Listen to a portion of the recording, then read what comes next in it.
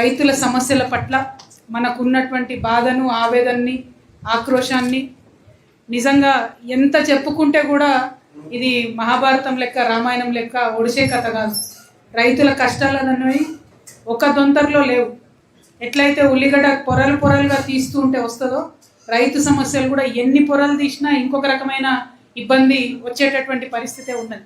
అయితే ఖచ్చితంగా ఒక విధానపరమైనటువంటి క్లారిటీ ఉండి, విధానపరమైనటువంటి చిత్తశుద్ధి ఉంటే డెఫినెట్గా ప్రభుత్వాలకు ఒక పొలిటికల్ విల్, ఒక ఉక్కు సంకల్పం ఉంటే, రాజకీయ సంకల్పం ఉంటే ఎటువంటి జటిలమైన సమస్య కూడా పరిష్కారం చేయొచ్చు.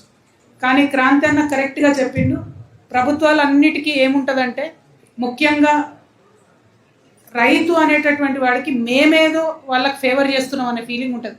మేమేదో మా దయతోని రైతుకి సబ్సిడీ ఇస్తున్నాం, మేమేదో మా దయతోని ఎకరానికి ఇంత బిచ్చం వేస్తున్నాం అనే ఫీలింగ్ ఉంటుంది. ఎకరానికి ఇంత డబ్బు ఇచ్చి ఇడిచిపెడితే సాల్వ్ అయ్యే సమస్య కాదు రైతాంగ సమస్య. ఒక చిన్న బిడ్డను పసికూనని ఎట్లా సాదుకుంటామో అట్లా రైతును కాపాడుకుంటే, పంటను కాపాడుకుంటే మాత్రమే, ప్రతి సీజన్లో అట్లా కాపాడుకుంటే మాత్రమే ఖచ్చితంగా ఆ రీజన్ కానీ, ఆ స్టేట్ కానీ, ఆ దేశం కానీ బాగుపడే అవకాశం ఉంటుంది. మనలాంటి అత్యధిక జనాభా ఉన్నటువంటి దేశంలో ఖచ్చితంగా ఫుడ్ సెక్యూరిటీ కావాలి. రైతులు వ్యవసాయాన్ని విడిచిపెట్టి బయటికి వెళ్ళిపోతున్నారనే ఇప్పుడు భయంకరమైన రిపోర్ట్లు వస్తున్న సందర్భంలో అసలు ఇండస్ట్రీస్ కన్నా ఎక్కువ ఫోకస్ చేసి చాలా పెద్ద ఎత్తున ప్రొడక్షన్ తీసుకొచ్చి వాటికి మీరు అన్నట్టు వాల్యూ అడిషన్ చేసి రైతును, రైతు కుటుంబాలను, వ్యవసాయాన్ని ఒక పరిశ్రమలాగా చూసేటటువంటి ప్రోగ్రెసివ్ ప్రభుత్వాలు వస్తే తప్పితే మార్పు జరగదు. మేము టీఆర్ఎస్ పార్టీ పెట్టినప్పుడు ఒకటే మాట చెప్పినాం, రైతును రాజును చేస్తాము. ఆ రైతును రాజును చేస్తామంటే ఒక సెంటెన్స్లో అయ్యే పని కాదు, మల్టిపుల్ వర్టికల్స్లో పని జరగాలి. డే 1 మేము అనుకున్నది ఏంటంటే వ్యవసాయాన్ని ఒక ఇండస్ట్రీ చూసినట్టు చూడాలి. ఒక పరిశ్రమ వస్తే ఎంత భయపడతాం?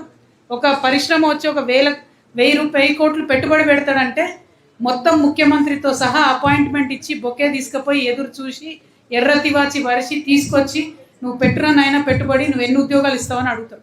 ఆ గౌరవం రైతుకు దక్కాలి. వ్యవసాయాన్ని ఒక ఇండస్ట్రీ లాగా చూడాలి. ఇండస్ట్రీ అంటే ఏంటిది? ఒక ఇండస్ట్రియలిస్ట్ వచ్చి 1000 కోట్లు 1000 కోట్లు పెట్టుబడి పెడుతున్నాడంటే వాళ్ళకు ఒక పాలసీ చేస్తాం, మనం వాళ్ళకి ఫైనాన్షియల్ సపోర్ట్ ఇస్తాం, ల్యాండ్ ఎటువంటి ఇబ్బంది లేకుండా రెవెన్యూ ఇష్యూస్ని సాల్వ్ చేస్తాం, ఆ ఇండస్ట్రీ పెట్టే దగ్గరికి కరెంట్ ఎట్లా రావాలని చూస్తాం, ఆ ఇండస్ట్రీకి వాటర్ సప్లై ఎట్లా అని చూస్తాం, ఆ ఇండస్ట్రీలో ఇచ్చే ఉద్యోగాలకు తగినటువంటి మానవ వనరులు ఎక్కడున్నాయో వెతుకుతాం, ఆ ప్రాంతంలోనే ఆ ఇండస్ట్రీ పెట్టుకోమని చెప్తాం. అంటే ఇన్ని రకాల పాలసీస్ కలిపితేనే ఒక ఇండస్ట్రీ సక్సెస్ అవుతుంది.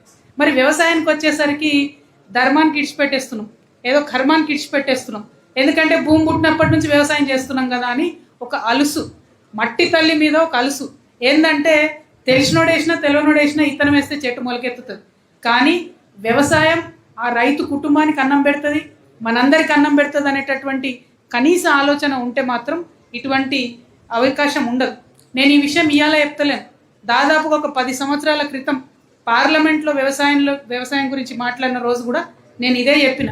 ఎట్లా అయితే ఒక ఇండస్ట్రీని మనం అంత బాధ్యతగా తీసుకొని అన్ని రకాల చట్టాలు మార్చి అన్ని వెసులుబాటులు చేసి వాళ్ళకి ఎట్లా చేస్తామో వ్యవసాయానికి కూడా అట్లా చేసినప్పుడు మాత్రమే మారుతుంది. ఎందుకంటే ఒక రొడ్డకొట్టుడు ఉపన్యాసం ఇచ్చి భారతదేశంలో వ్యవసాయం ప్రధానము, భారతదేశంలో 60% మంది వ్యవసాయం మీద ఆధారపడి ఉంటుంది అని చెప్పి బట్టి కొట్టే ఉపన్యాసాలు కాకుండా నిజంగా క్రాప్ కాలనీస్ ఏర్పాటు చేయడం కావచ్చు, జిల్లాను ఖచ్చితంగా చూసుకొని ఈ జిల్లాలో ఏ పంట వేస్తే బాగుంటుంది, ఈ జిల్లాలో ఉన్నటువంటి ప్రాజెక్టుల పరిస్థితి ఏంది, నీళ్ళు ఇవ్వగలుగుతామా లేదా, కరెంట్ ఇవ్వగలుగుతామా లేదా, ఇవన్నీ అనుకున్నప్పుడు మాత్రమే అవుతాయి.